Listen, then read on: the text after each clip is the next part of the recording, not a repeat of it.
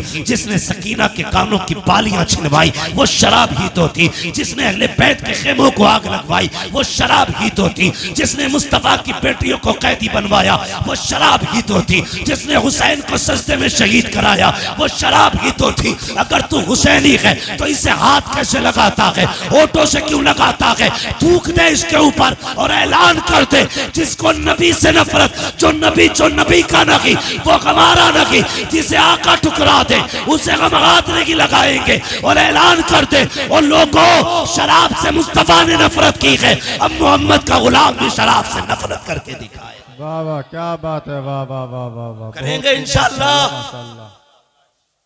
अगली बात करने लगा, ये कोई तरक्की की बात नहीं। दूसरी बात, हमारे अमीरों के घर की इज्जत है, बुरा मत मानना, हमारे अमीरों के घर की इज्जत है, दूसरों के घरों की रौनक बन गई। वो कैसे? शादी आती है तो क्या कहती है बहन, भैया पैसे दो, मैं खुद लाऊंगी अपनी पसंद के कपड़े। बुरा मत मानना, जैसे आपकी बेटी है वो मेरी भी बेटी है, आपकी बहन मेरी बहन है। किसी को जलील करना मकसद नहीं है, मामला सिर्फ इतना है, मेरी तकरीर तबे यार को बेचैन करती है, सबब क्या है वही कहता हूं जो दिल पर गुजरती है। मेरे सामने ज्यादातर नौजवान बैठे और मैं ये सोचता हूं अगर जवान मजबूत हो गए ना तो कसम खुदा की मुआशरा मजबूत हो जाएगा। और मुझे खुशी है ये जलसा जितने लोगों ने कराया है सारे कड़ियल जवान है, इसमें कोई भी पुरानी सोच वाला नहीं, नए खून नए जज्बात वाले लोग हैं। और उम्मीद है इंशाअल्लाह एक इनकलाब आना है, एक इनकलाब आना है और हमारे मुआशरे को साफ सुथरा होकर के लोगों के सामने आना है। नौजवानों वादा करो हम अपने मुआशरे को बेहतर करेंगे, बोलो इंशाअल्लाह, इंशाअल्लाह, जोर से इंशाअल्लाह। अभी आप सारे नहीं बोल रहे, बोलो इंशाअल्लाह। गलतियां हमने क्या की, बहुत गौर से सुनो। हमारी बहन बेटियां हमसे कहती हैं भैया तेरी शादी है, कपड़े अपने पसंद के लाऊंगा। हम लाड प्यार में पर्स निकाल के या बैंक का कार्ड निकाल के दे देते हैं, ले जा लेके आ। जब वो लाई तो हमने कुछ नहीं देखा, जब उसने आके पहने तो फिर गैरत आ रही थी, लाने के बाद पहने, लेकिन हमें नहीं, देखने वालों को गैरत आई।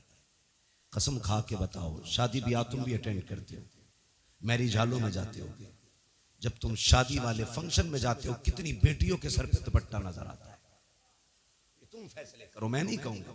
हम लोग तो जाते ही नहीं मैरिज हॉलों में, इसलिए कि अगर दावत मिल भी जाए तो वहां खाने का इंतजाम नहीं, सारे गधों की तरह खाया करते हैं। हाँ?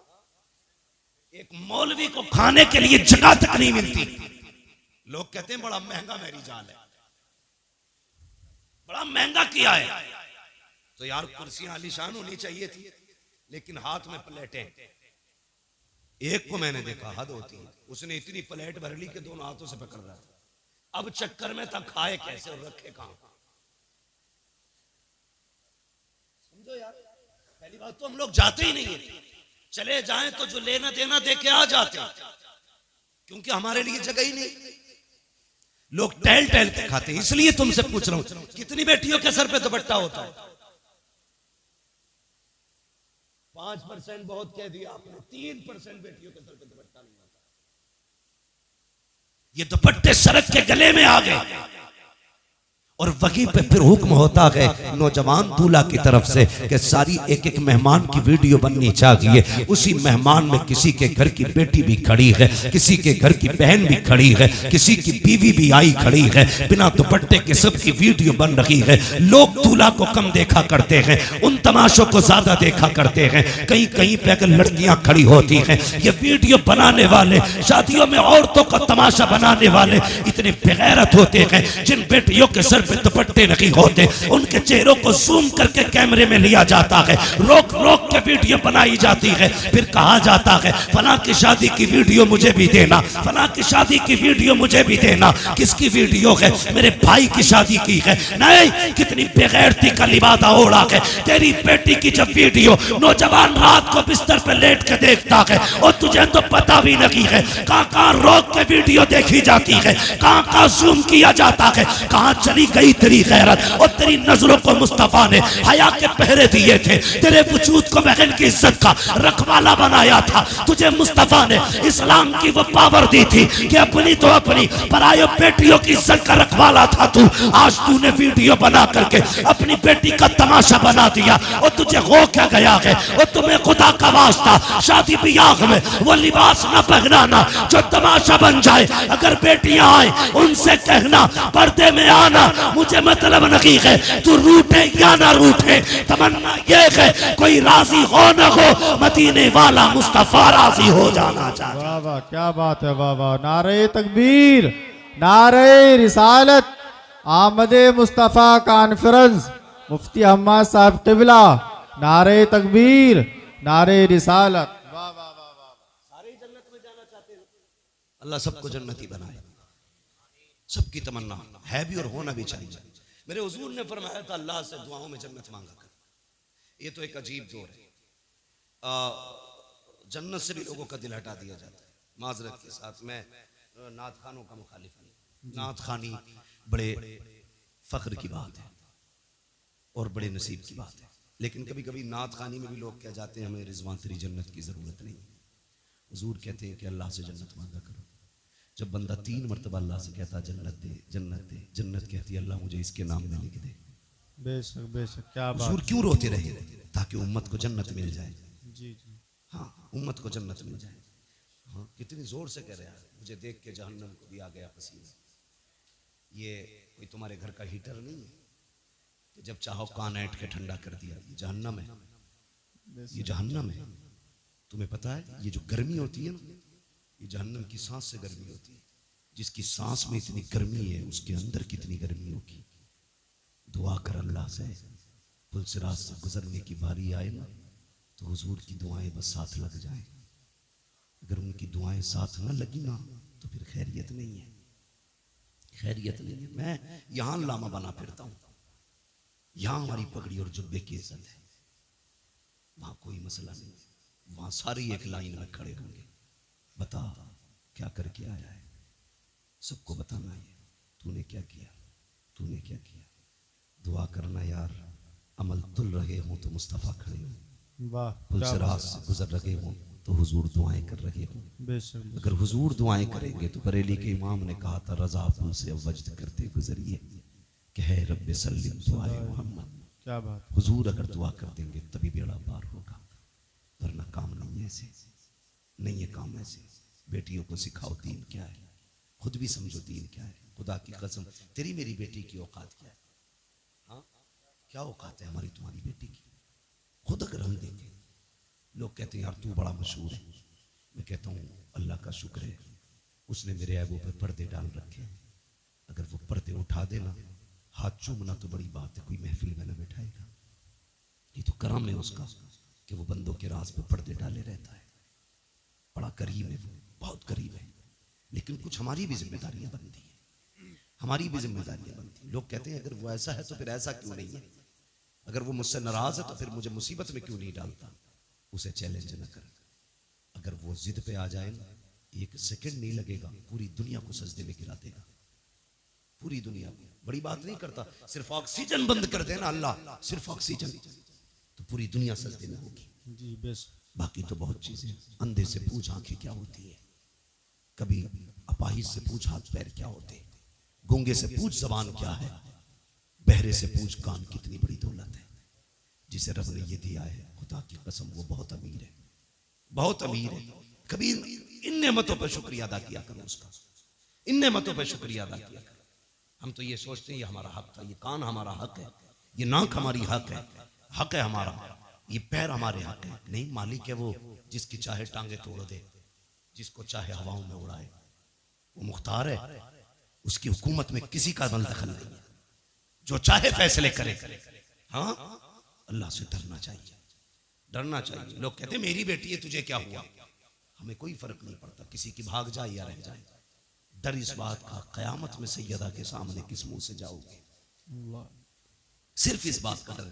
ये कुर्ता जुब्बे पजामे कपड़ों वाले लोग जानते हो क्यों? ये क्यों चीखते हैं? क्या फायदा इसका? तुम्हारी बेटी अगर जिन्स में है, इनका क्या नुकसान है? तुम्हारी बेटी अगर दुपट्टे में आ गई, इनका क्या फायदा है? ये सिर्फ इसलिए मेहनत करते हैं, अगर तुम और तुम्हारी बेटी जन्नत में चली गई तो हमारा क्या जाएगा? हम तो बस वो बताना चाहते हैं जो हुजूर ने कहा है। जी बस। तुम्हारी मेरी बेटी की औकात क्या है? खुदा की कसम, कायनात में अली की बेटी जैसी लाके दिखाओ। वाह वाह वाह वाह, क्या बात। आज कोई अली की बेटी जैसी बेटी लाके दिखाओ। बेशक बेशक। हाँ, करबला की पूरी तारीख पढ़ डालिए। 13 मुहर्रम से चलने वाला काफिला 27 रमजान को मदीने शरीफ पहुंचा, लेकिन तारीख की किसी लाइन में नहीं मिलता कि सैयदा ज़ैनब को किसी ने बेपर्दा देखा हो। बताओ ना मुझे, क्या तेरी बेटी का स्टेटस क्या है? प्रधान की बेटी है, बस जमींदार की बेटी है। ज़ैनब का स्टेटस ये है, उसका बाप वलियों का इमाम है, उसका भाई शहीदों का इमाम है, उसका नाना सारे नबियों का इमाम है। बेशक बेशक, क्या बात है। वाह वाह वाह। ज़ैनब का स्टेटस, तेरी बेटी का स्टेटस क्या है? सोच तो सही। जिसको खुदा ने इतनी खानदानी इज्जत बख्शी है, भाई शहीदों का इमाम, माँ जन्नती औरतों की सरदार, बाप वलियों का इमाम, नाना नबियों का इमाम, घराना कायनात का इमाम।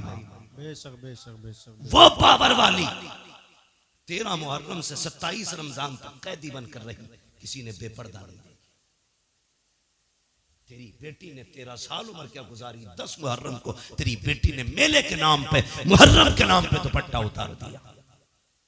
सोचो हम किधर जा रहे हैं, किधर जा रहे हैं। अगर पर्दे की बात आ जाए तो लोगों को चिढ़ हो जाती है कि ये बरेलवी नहीं है, कहा क्योंकि हमारी बेटी को मुहर्रम से रोक रहा। कितना गलत तोड़ मरोड़ के बाद बयान कर दी जाती है। हम तुम्हारी बेटी को शरीयत की हद बता रहे हैं, हम अपनी बेटियों को शरीयत की हुदूद सिखा रहे हैं। हम बताना चाहते हैं तेरी इज्जत मेले बाजारों में नहीं है, तेरी इज्जत रब ने घर की 4 दीवारी में रखी। बेशक बेशक सिखाते बेशक। बेटियों को, खुदा की कसम सुने बहुत गौर से, किसी की भी बेटी, मेरी बेटी है, तेरी बेटी, बाजार में जाए या मेले में जाए, कितने कंधे गैर महरम के लगते हैं, खुद बताइए। या सारे बायजीद बुस्तामी खड़े बाजार में, या जाने वाली राबिया बसरिया के सब?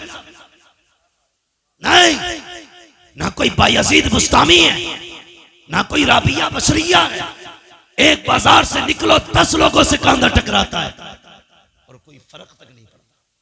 सुन, यजीद के दरबार में अली की बेटियां खड़ी थी। ये बता रहा हूं तुम्हें इस्लाम क्या है। यजीद के दरबार में हुसैन की बेटियां खड़ी। हाँ, सुबह पहुंची यजीद के दरबार में और वो नशे में था शराब के। दरबानों ने कहा सुन, अली की बेटियां आई हैं।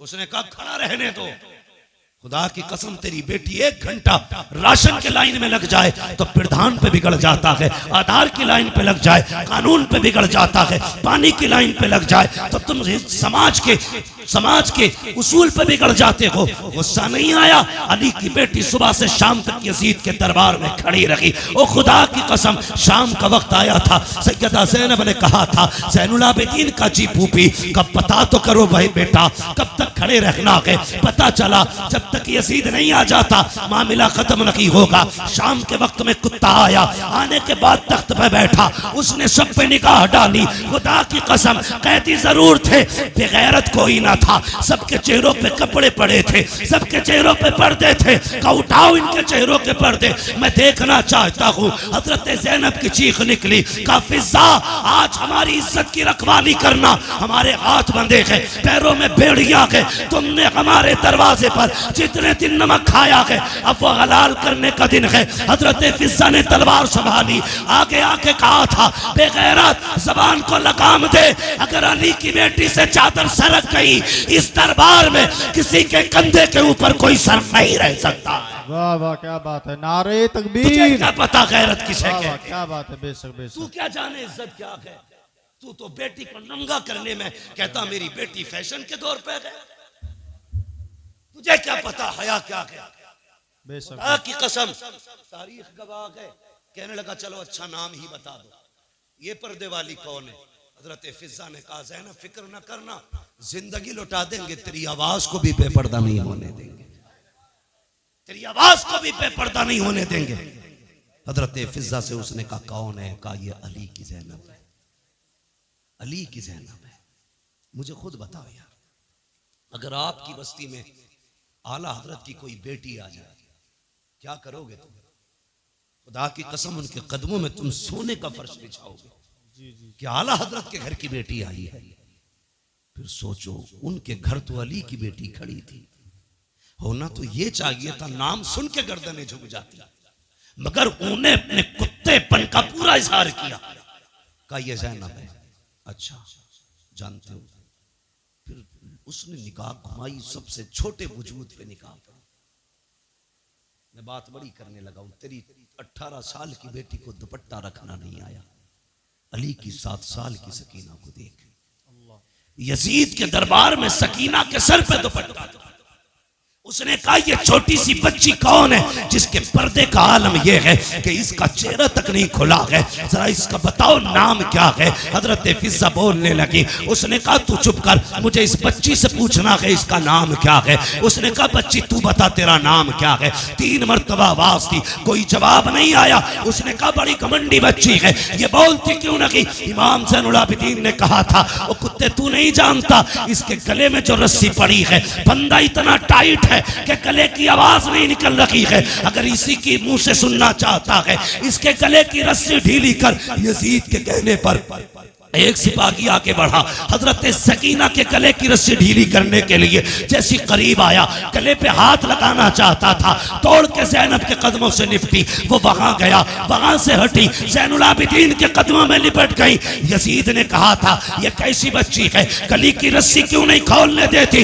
इमाम सज्जाद ने कहा था तू नहीं जानता है ये अली के घर की बेटी है, ये मर तो सकती है, किसी गैर का हाथ इसकी गर्दन को लग जाए ये गवारा नहीं कर सकती। वाह वाह वाह वाह वाह वाह, क्या बात है, वाह, बहुत शर्म खूब, करो, बहुत खूब। तुम्हारी दौलत तुम्हें मुबारक। ऐसी दौलत में आग लगे जो बेटियों को नंगा कर दे।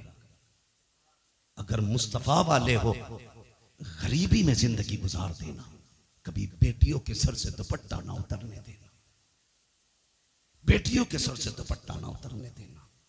शादी हो, ब्याह हो, खुशी का मैटर है ये अपनी जगह, लेकिन खुशी का मतलब ये तो नहीं है कि बेटियां नंगी हो जाएं, भाई बेगैरत बना तमाशा देखता रहे।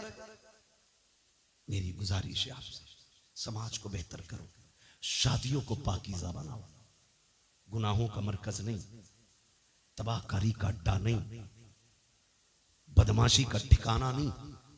शादियों को पाकीज़ा बनाओ ताकि निकाह की बरकतें अल्लाह बस्ती पे जाहिर फरमाए। समझ रहे ना मेरी बात?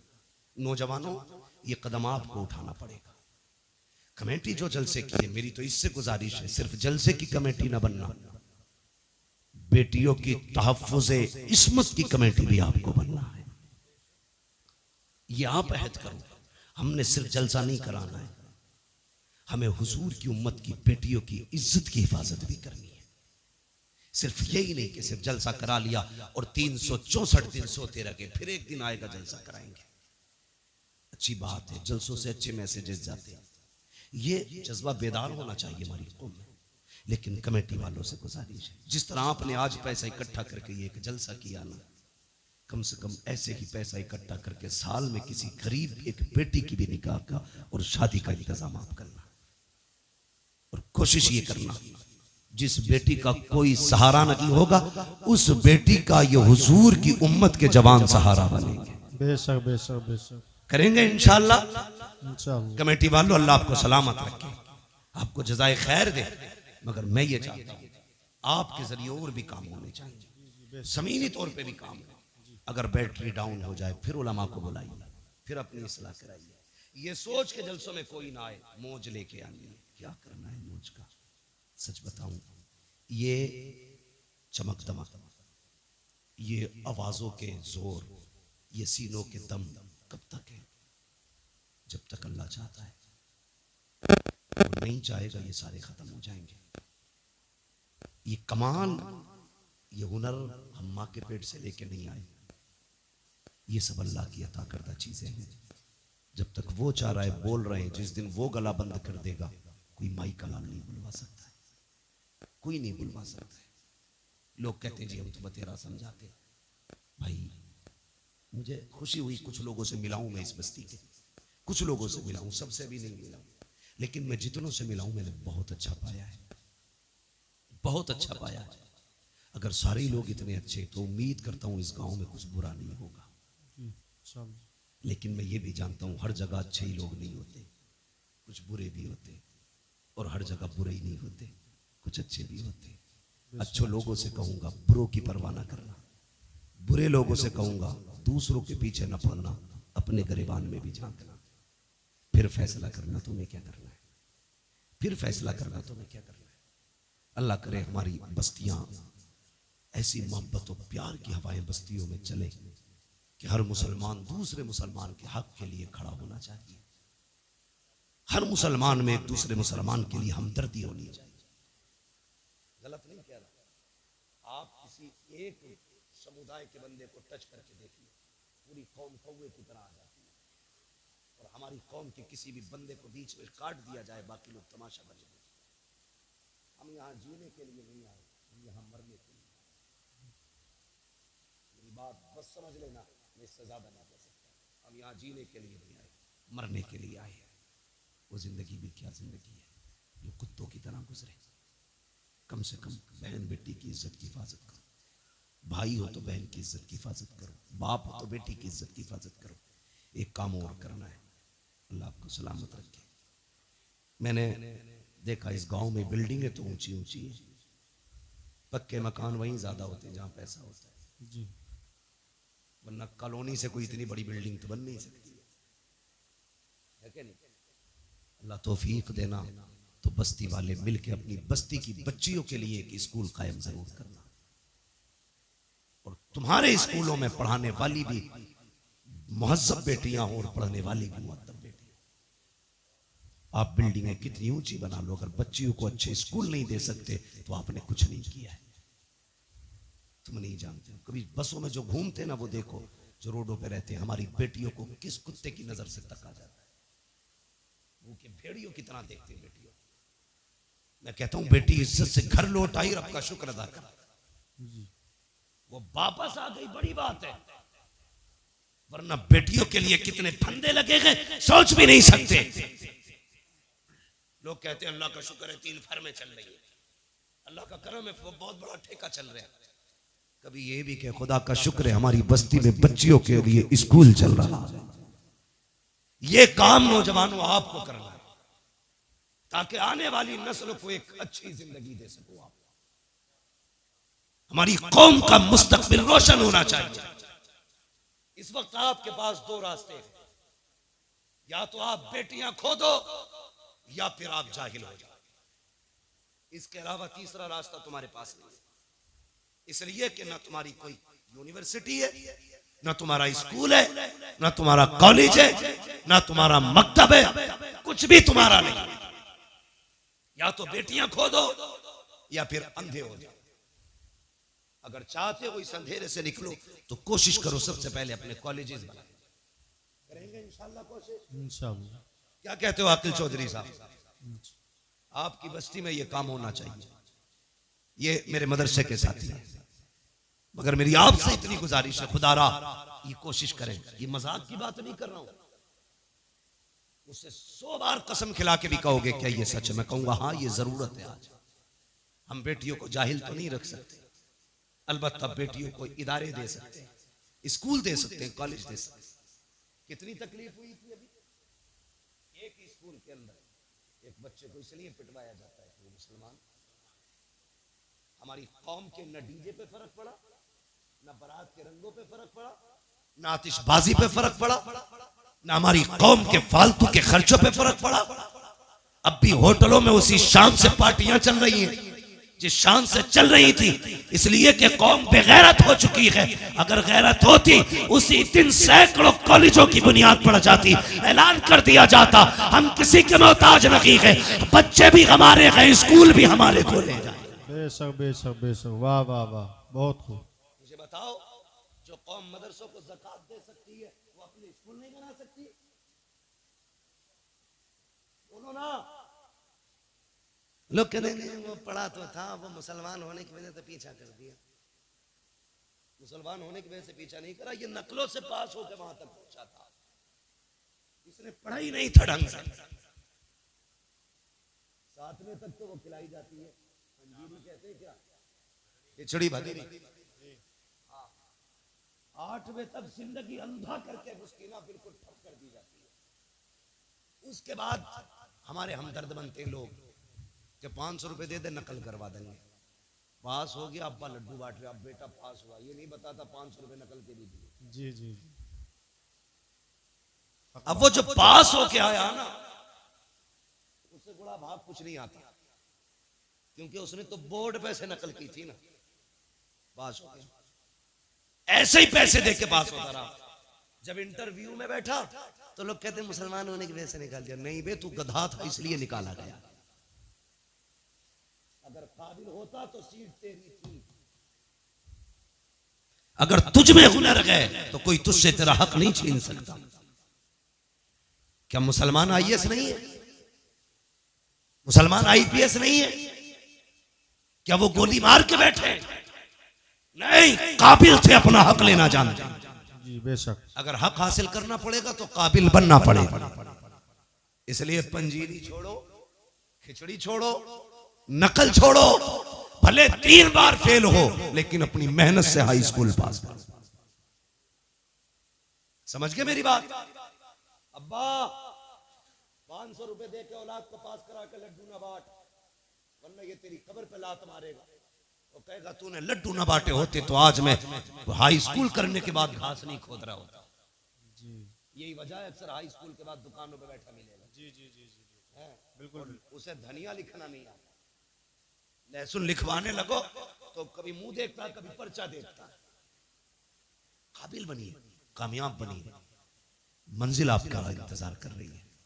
आप अगर काबिल नहीं है तो आपको तो भाई साहब रहने तक जगह नहीं दी जाएगी।